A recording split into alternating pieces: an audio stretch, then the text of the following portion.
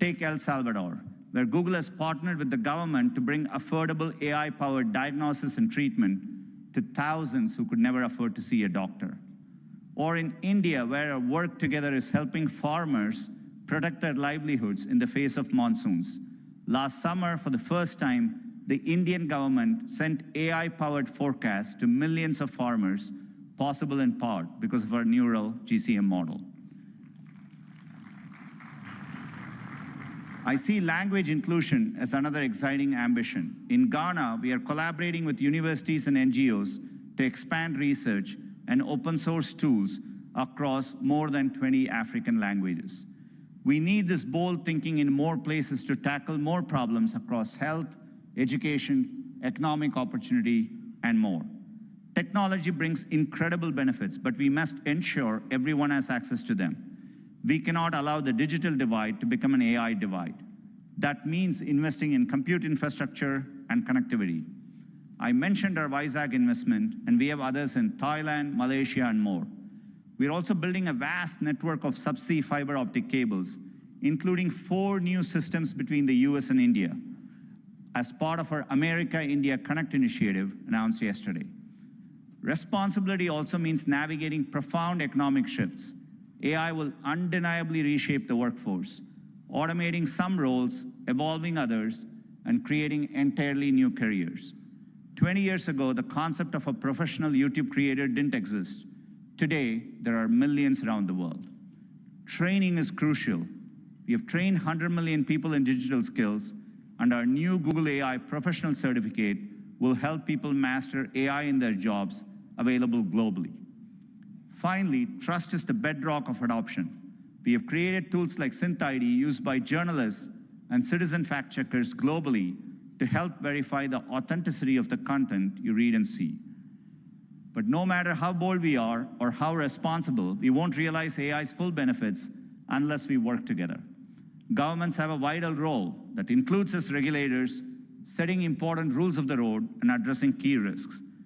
And importantly, also as innovators, bringing AI to public services that improve lives and accelerating adoption of these technologies for people and businesses. There are glimmers of this from around the globe, from the Ugandan government using AI and satellite imagery to locate priority areas for electrification, to getting potholes fixed for residents more efficiently in Memphis, Tennessee, by using AI scans of road surfaces from buses. Tech companies must also step up, building products that boost knowledge, creativity, and productivity to help people achieve their dreams. And we also need companies of all sizes thinking about this, harnessing AI to innovate and transform their businesses and sectors, and to skill up and empower workers. We have the opportunity to improve lives at a once-in-a-generation scale. I know we have the capability to do this, and looking at the leaders here today, I believe we also have the will. Now we must do the work together. Thank you.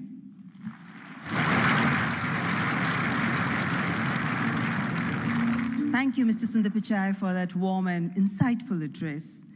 Excellencies, ladies and gentlemen, it's a great honor to invite His Excellency Antonio Guterres, Secretary General of the United Nations, to present his address. A global leader championing peace, cooperation, and sustainable progress. Please join me in giving him a warm welcome.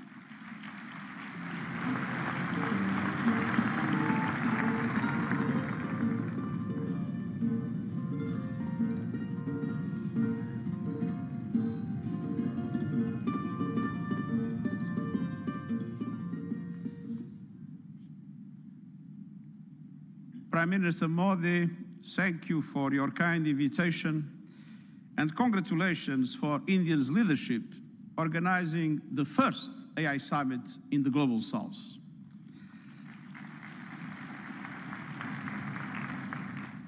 Meeting in India has special meaning.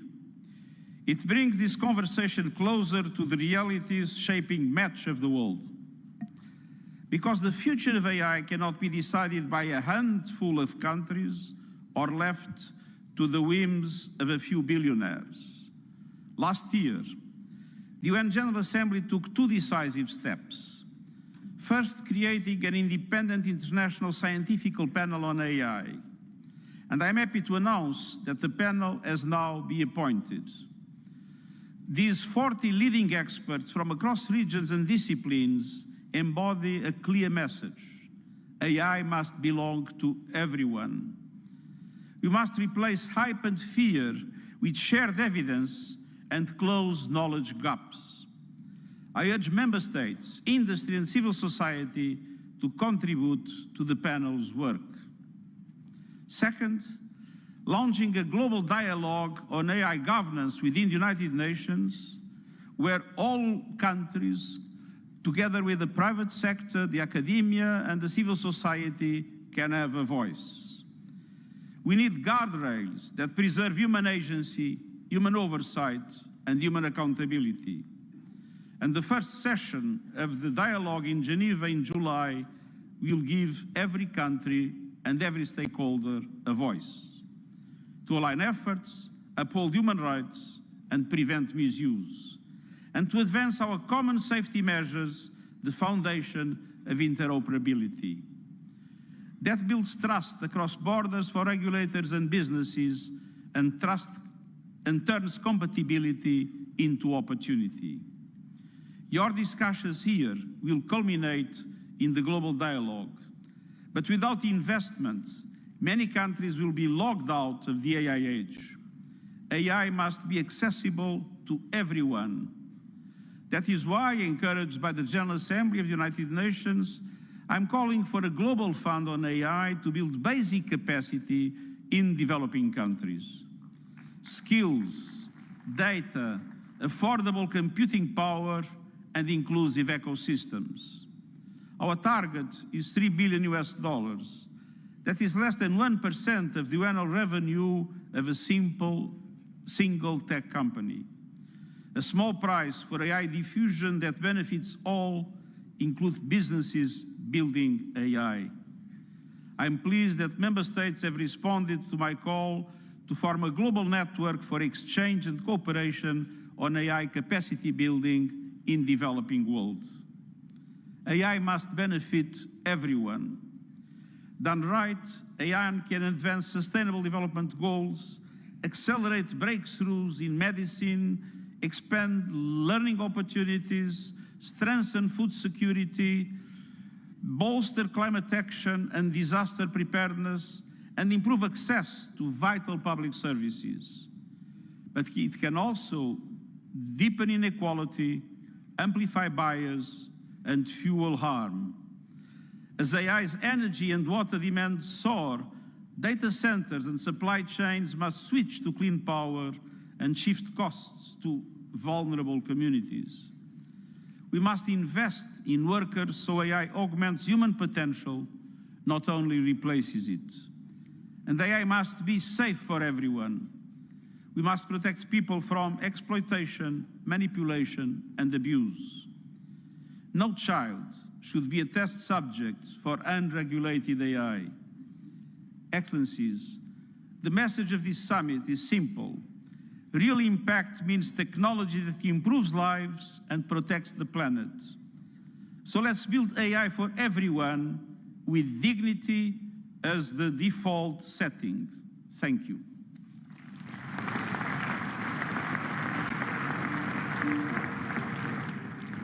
Thank you, His Excellency Antonio Guterres, for your gracious address.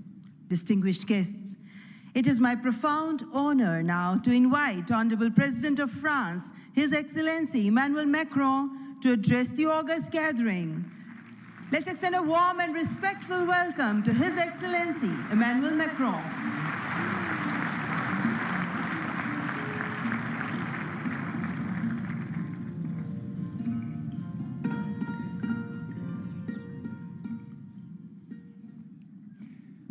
Mr. Prime Minister Narendra Modi, Head of State and Government, Ministers, Ambassadors, CEOs, ladies and gentlemen, Namaste.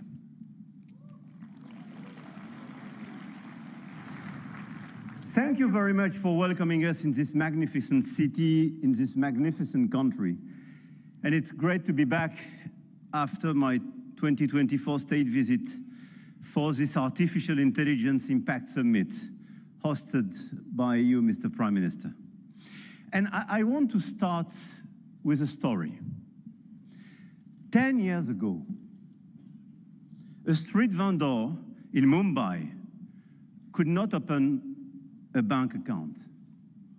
No address, no papers, no access. And today, the same vendor accepts payments on his phone, instantly.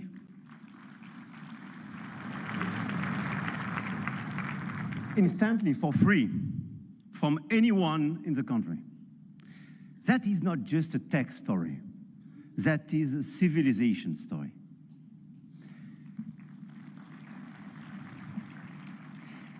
And India built something that no other country in the world has built, a digital identity for 1.4 billion people.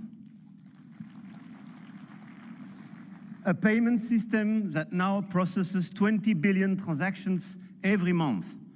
A health infrastructure that has issued 500 million digital health IDs. Here are the results. They call it the India Stack, open, interoperable, sovereign.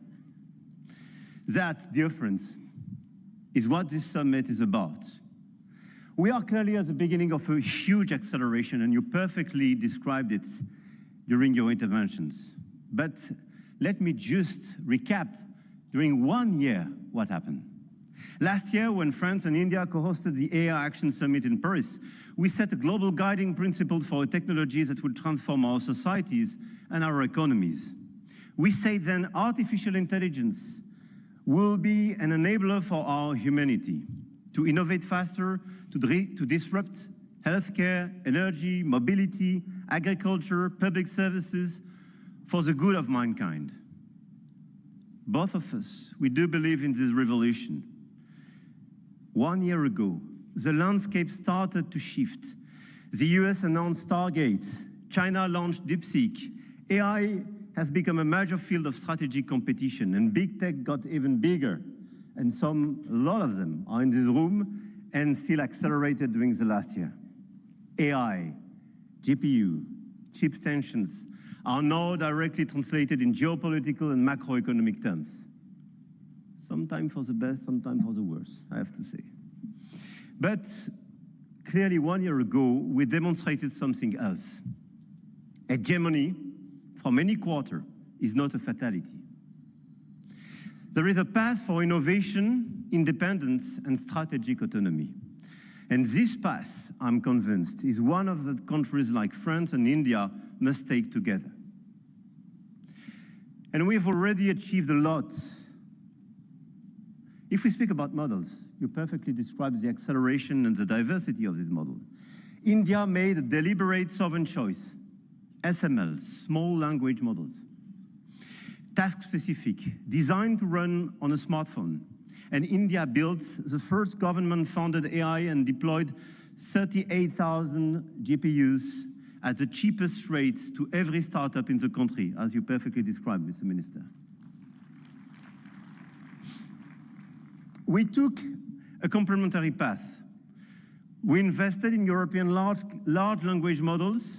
Mistral, founded in Paris a little bit more than 2 years ago, is now valued at 12 billion euro, backed by Dutch leader SML, German SAP, and French CMS AGM, serving over 100 of major clients all over the place in Europe and elsewhere. They announced last week a new investment in data center in Sweden and a new acquisition of Koyeb, building an actual European AI cloud. India chose granular and smart, and Europe chose sovereign and scaled. But both chose independence, and both were right. And this is as well the cooperation with LLMs coming from the US, and through cooperation, but cooperation based on mutual respect and independence, which could pave the way for progress. After the model of the infrastructure, you just described all the infrastructure made by a lot of large companies in India, and all of us, we are building new infrastructure, computing capacity. 1 year ago in Paris, we announced $109 billion in AI investments, And we are delivering this project with a lot of data centers, 58 billion euro in 2025, powered by our decarbonated nuclear energy. With a great asset, and this is very important indeed, to have low carbon and available energy. Last year, France exported 90 terawatt-hours of low carbon energy and pilotable energy. It is a huge opportunity to build faster and bigger data center.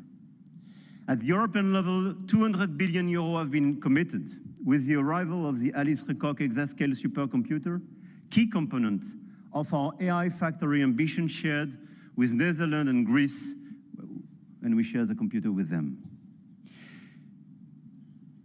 Models, infrastructures, talents.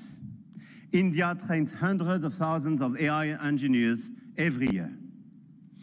With 500,000 engineers, India has the second largest developer community in the world. In France, we are doubling the number of AI scientists and engineers trained, and we've now more than 1,100 AI startups thriving in France, creating dozens, thousands of jobs. Armatan AI partnering with Dassault, Gradium for voice AI, Poolside, Ash, Hugging Face. I could quote a series of these unicorns and large caps, and this is clearly one of our strengths. In quantum computing, the next frontier, France is not placing one bet. We are placing four technologies. 4 French companies, Pascal, Candela, Alice and Bob, Quobly, and one ambition, to make Europe a quantum power, which is also the ambition of AMI Labs, Advanced Machine Intelligence Labs, from our dear Yann Lequin for Frontier Research. The smartest AI is not the most expensive. It is the one built by the best people and for the right purpose. Models, infrastructure, talents, capital, and adoption. This is where the Indian model is truly revolutionary, providing solutions for everyone in the country. From 200 million of Indian farmers in their own dialect, to travel advice for 400 million of pilgrims, or AI diagnostics for rural clinics, all are running on India's digital public infrastructure. Open rails, near zero cost, adoption is key, and being inclusive is key. In Europe, our AI factories optimize energy grids, transform logistics, reinvent healthcare administration, and we are proving you can build a competitive AI industry while protecting your citizens' data. And opposite to what some misinformed friends have been saying, Europe is not blindly focused on regulation. Europe is a space for innovation and investment, but it is a safe space. And safe spaces win in the long run. I'm sure of that. Now, the point of this summit was not only to say, let's do more. It was to say, let's do better together. AI may be a powerful accelerator of productivity and a major shift for labor markets. This is why access to AI for all is critical. France and India share a common vision, a sovereign AI used to protect our planet and to foster prosperity for all. In health, we launched the Indo-French Institute for AI in Health, a partnership between Sorbonne's Brain Institute and AIIMS Delhi, and the partnership between ASH and St. John's Research Institute in Bangalore will use AI to transform hospital administration as well. In language, we jointly launched Current AI for sustainable and sovereign AI access, and this year we announced an open hardware tool for translation into Indian languages and dialects, because AI that doesn't understand dialects is not AI for all. And this is why we do endorse this initiative for diversity in language. In sustainability, our Coalition for Sustainable AI now has more than 200 supporters. Today, with India and UNESCO, we launch an international challenge for sustainable AI models. Last year in Paris, we called it action. This year in Delhi, we call it impact. But the real name is simpler, AI together. AI and digitalization will be a key theme for the months to come. And the key theme of the Africa Forward Summit we will co-host with Kenya in Nairobi in May. The continent, the African continent, with the youngest population that will double in 25 years, deserves the best digital tools. And at a time when tensions are rising, there is an increased sense of urgency to direct all our digital tools towards this inclusive approach. And in order, indeed, to be strong here in India, but to be strong as well on the African continent. And let's focus all together towards bridging rather than dividing, creating rather than destroying, sharing rather than taking. France intends to use its G7 presidency to foster that vision. I know, Mr. Prime Minister, that India will do the same through your BRICS presidency. No country is bound to serve only as a market where foreign companies sell their models and download their citizens' data. No country.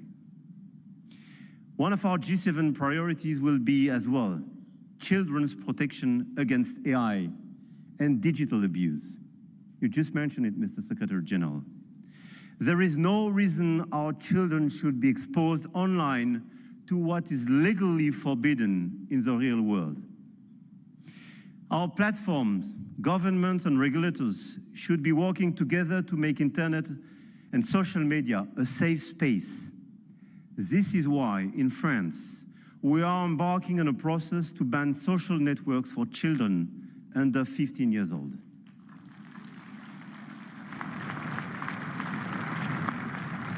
And we are committed here in this journey with a lot of several European countries being present here today. Greece, Spain. I know, Mr. Prime Minister, you will join this club. And this is a great news that India will join such an approach in order to protect children and teenagers.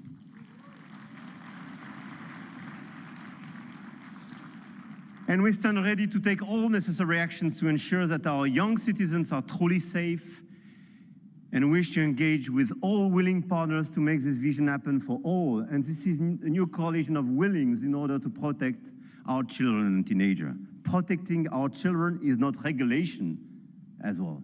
It is civilization. To conclude, the message I have come to convey is that we are determined to continue to shape the rules of the game. And to do with our allies, such as India, because we believe in core shared values: science, rule of law, global balance, efficient multilateralism, innovation for the benefit of all. Now is the time to channel our forces toward what works. Concrete action and solutions that make AI more sustainable, efficient, and accessible. Targeted funding to leverage talents and creativity. Appropriate rules to prevent abuse and protect all our citizens. Strong partnerships that help build new AI solutions, more safe and more sustainable. I want to thank all the governments and business leaders present in this room and engaged in this journey.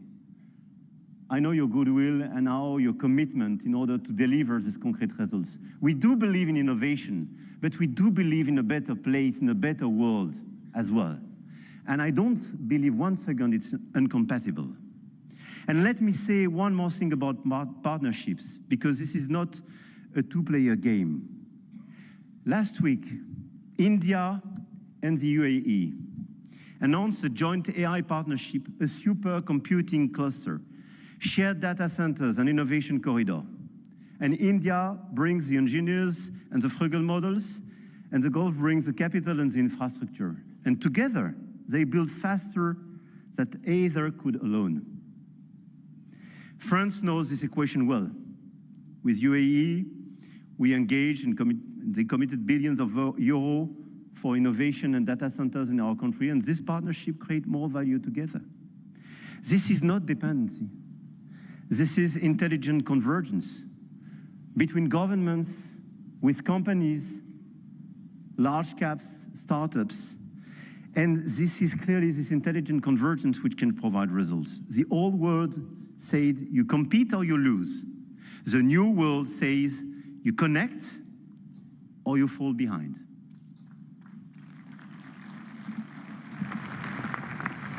And I started with a story about a street vendor in Mumbai. 10 years ago, the world told India that 1.4 billion people could not be brought into the digital economy. India proved them wrong.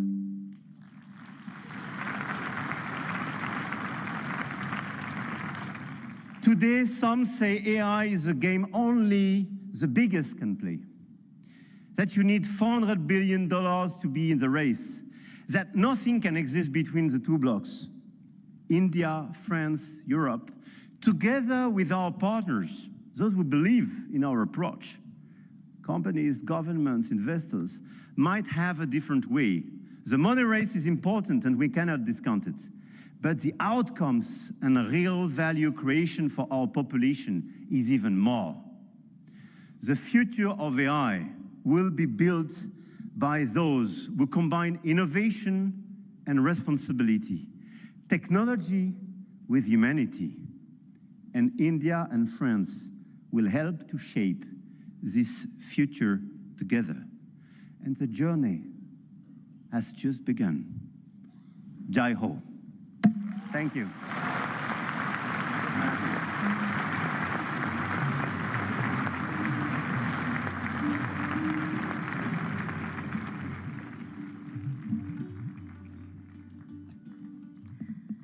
Thank you, His Excellency Emmanuel Macron, for your visionary address and for strengthening the spirit of international cooperation in shaping the AI-powered future. Ladies and gentlemen, may I now invite Shri Ashwini Vaishnav, Honorable Minister for Electronics and Information Technology, to announce the New Delhi Frontier AI commitments.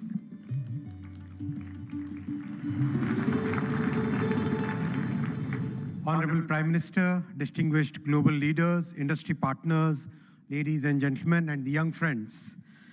Today, it gives me great pleasure to announce a significant outcome of the India AI Impact Summit, the New Delhi Frontier AI Impact Commitments.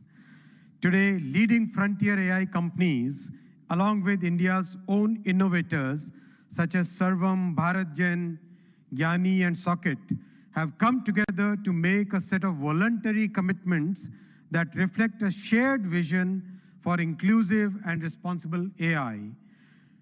Can we have the commitments displayed? Yes. These are two significant commitments. First, advancing understanding of real-world AI usage through anonymized and aggregated insights to support evidence-based policymaking on jobs, skills, and economic transformation. The second is strengthening multilingual and contextual evaluations of AI systems to ensure that AI works effectively across languages, cultures, and real-world use cases, especially in the Global South. Together, these efforts mark an important step towards shaping AI that is not only powerful, but also inclusive, development-oriented, and globally relevant. This initiative positions India at the forefront of building a global South-led perspective on AI governance, one that balances innovation with equity and real-world impact. I now invite the distinguished leaders of these organizations to kindly join us on the stage for this announcement. Sundar, Sam, Dario, Brad, Alexander, Joel, David, Andrew, Pratyush, Ganesh, Abhishek, and Bharat. Guys.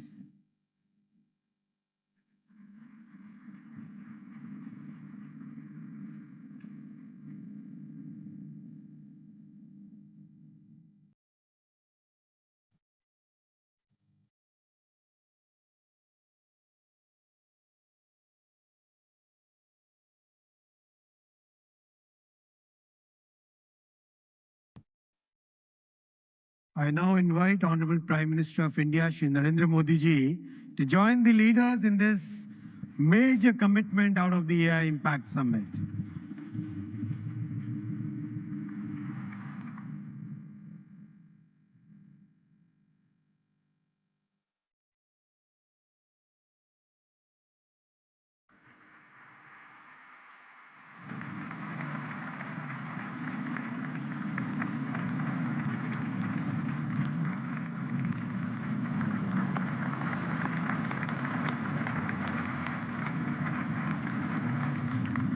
Thank you, tech leaders.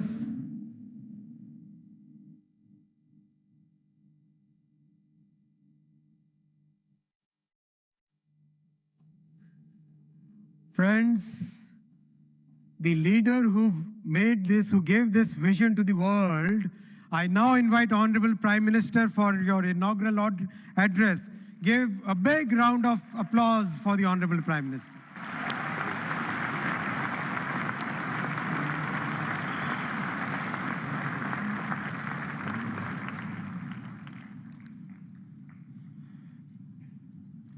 Excellencies, honorable ministers, industry leaders, innovators, entrepreneurs, researchers, delegates, अन्य सभी महानुभाव, देवी और सज्जनों, नमस्ते।